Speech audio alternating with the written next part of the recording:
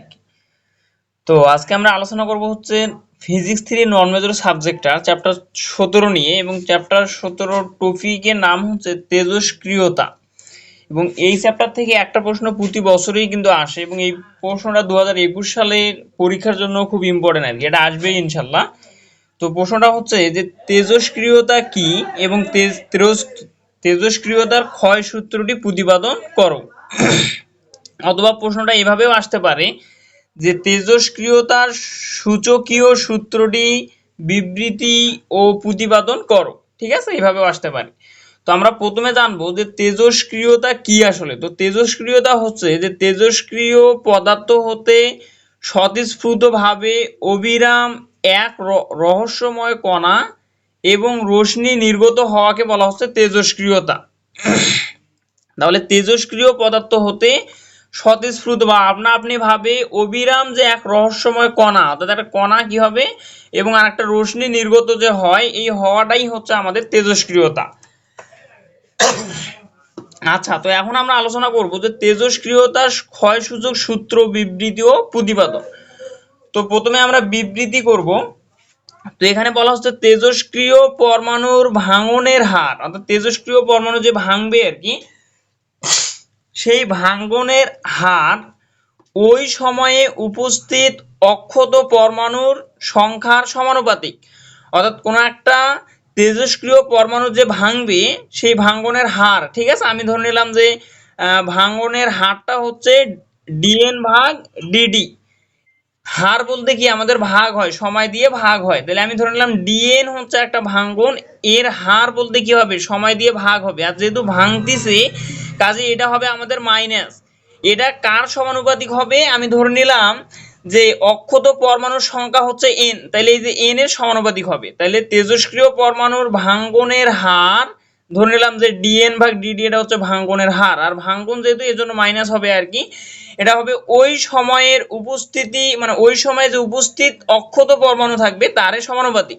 তো আমরা যখন প্রমাণ করব সেক্ষেত্রে বিস্তারিত জানতে পারবো। তো এখন দেখেন, ধরি যে সময় গণনার শুরুতে যখন, অর্থাৎ সময় গণনার শুরুতে কি হবে, কোনো একটা বিষয় আদিতে কিন্তু শূন্য অবস্থায় থাকি, তাহলে সময় গণনার শুরুতে এই টি সমান কি হবে, 0 হবে। আদিতে কি হবে, সময়টা শূন্য সময় থেকে শুরু করতে হবে, শূন্য হবে।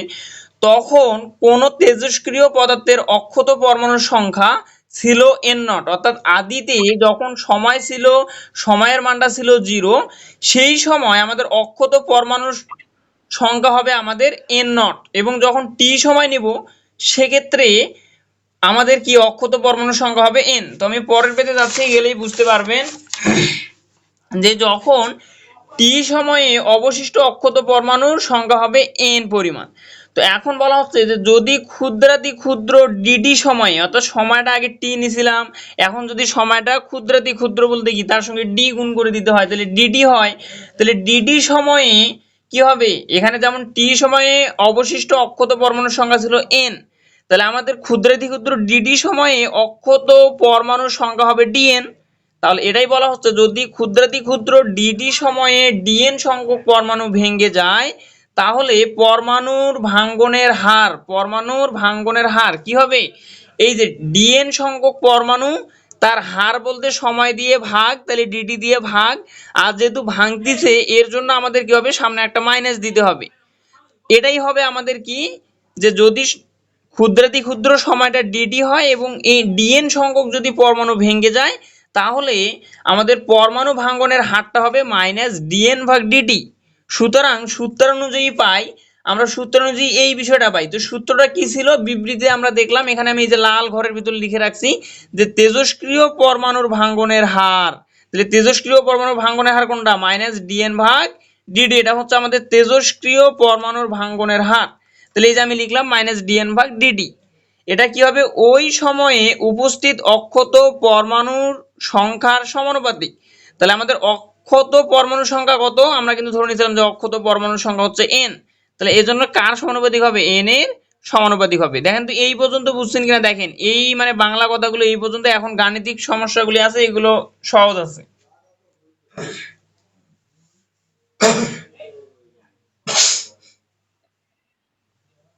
আচ্ছা, তো আমি পরে যাচ্ছি, দেখেন তো এখন এখানে মাইনাস ডিএন ভাগ ডিটি থাকলো, আর এই সমানুপাতিককে উড়ে দিতে চাইলে আমাদের একটা সমান এবং আরেকটা ধ্রুবক বসাতে হয়। তাহলে আমি এই সমানুপাতিককে উড়ে দিয়ে আমি একটা সমান নিলাম আর একটা সমানুপাতিক ধ্রুবক ল্যামডা নিলাম, আর এখানে কি ছিল এন ছিল, এন থাকবে। তো এই যে আমি ল্যামডাটা নিলাম, ল্যামডাটা হচ্ছে ভাঙ্গনের ধ্রুবক।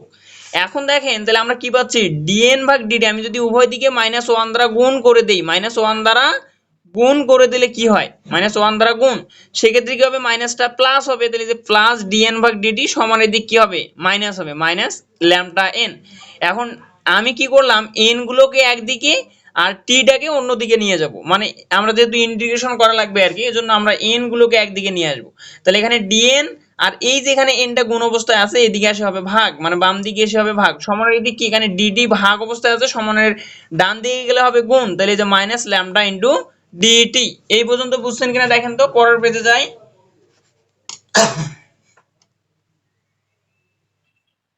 আচ্ছা, তো এখন আমি এখানে কি করলাম, শেষের লাইনটা এখানে উঠাই নিছি, নেওয়ার পরে দেখেন যখন টি সমান 0, সময়টা যখন আমরা প্রথম দিকে কিন্তু লিখছি যে ধরি যখন সময় গণনার শুরুতে টি সমান 0, তখন কি হয়, এন সমান হয় এন নট। আমি একটু আবার দেখাই দিচ্ছি, দেখেন এই যেখানে দেখেন সময় গণনার শুরুতে আমরা ধরে নিয়েছিলাম টি সমান 0, সেই সময় অক্ষত পরমাণুর সংখ্যা ছিল আমাদের এন নট, অক্ষত পরমাণুর সংখ্যা ছিল এন নট। তাহলে আমাদের কি হচ্ছে এখানে, যে সময় টি সমান 0 যখন, তখন আমাদের এন এর মানটা হচ্ছে এন নট, এবং সময় যখন টি সমান টি, তখন কিন্তু আমাদের হচ্ছে এন সমান এন। এটাও আমরা এই যে এখানে দেখছি, দেখেন যে টি সময়ে অবশিষ্ট অক্ষত পরমাণুর সংখ্যা কি এন, তার মানে টি সমান টি সময়ে অক্ষত পরমাণুর সংখ্যা এন সমান হচ্ছে এন। আচ্ছা, তো এখন আমরা কি করব, এই যে সীমা দুইটা পাইলাম, এই সীমা দুইটার মধ্যে মানে এই সীমা দুইটা নিয়ে আমাদের এই সমীকরণটার কি করতে হবে, সমাকলন করতে হবে। আমি যদি 1 নং সমীকরণ দেই, তাহলে আমরা কি করব, 1 নং সমীকরণকে এখানে সমাকলন করব কোন সীমার মধ্যে, টি সমান 0 থেকে টি সমান টি এবং এন সমান এন নট থেকে এন সমান এন সীমার মধ্যে। তাহলে আমি সমাকলন করে দেই।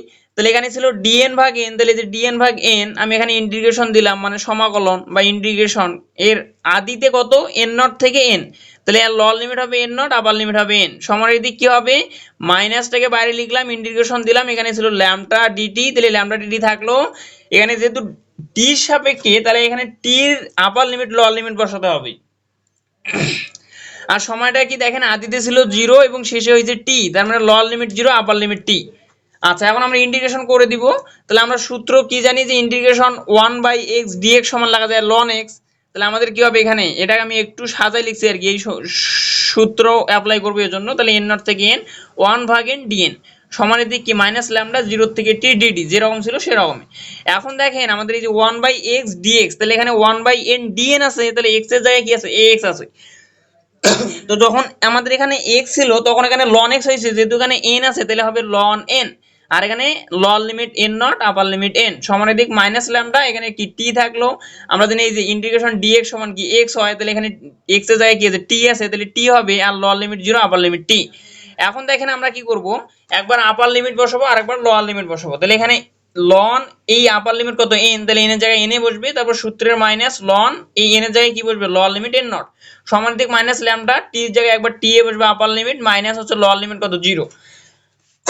আচ্ছা, মানে আমরা আরেকটা সূত্র জানি, দেখেন লন a মাইনাস লন b সমান লেখা যায় লন a ভাগ b। তাহলে এই সূত্র যদি এখানে অ্যাপ্লাই করি, লন a মাইনাস লন b, তার মানে লন n মাইনাস লন n নট, তাহলে হবে কি লন n ভাগ n নট, সমানের দিক কি হচ্ছে মাইনাস ল্যামডা, আর t গুণ করলে মাইনাস ল্যামডা t, আর 0 তো 0 হয়ে যাবে আর কি, এখানে আমাদের প্লাস 0 দেওয়ার কোনো দরকার নাই। তো এখন আমাদের দেখেন এই লনটা যে আছে, লনটা সমানের ডান দিকে গেলে ই হয়, লনটা সমানের ডান দিকে গেলে হয় ই, আর এই দিকের ভিত্তিটা কি হয়, পাওয়ার হয়ে যায়। তাহলে আমাদের এখানে n ভাগ n নট থাকলো, সমানের দিকে এই লনটা ডান দিকে গিয়ে হলো ই, আর এখানে কি হচ্ছে আমাদের মাইনাস ল্যামডা টি, পাওয়ার হয়ে গেল। তাহলে আমরা কি পাচ্ছি, যদি আড়াআড়ি গুণ করে দেই, তাহলে n সমান হচ্ছে n naught e to the power minus lambda t. এই যে সমীকরণটা পাচ্ছি, এটাই হচ্ছে তেজস্ক্রিয়তার ক্ষয় সূত্র, এবং এই সূত্রটা অ্যাপ্লাই করে অঙ্ক করা হয় আর কি। তো এই পর্যন্ত বুঝছেন কিনা দেখেন, শুরুর দিক থেকে শেষ পর্যন্ত বুঝছেন কিনা, আপনার মতামতটা জানান।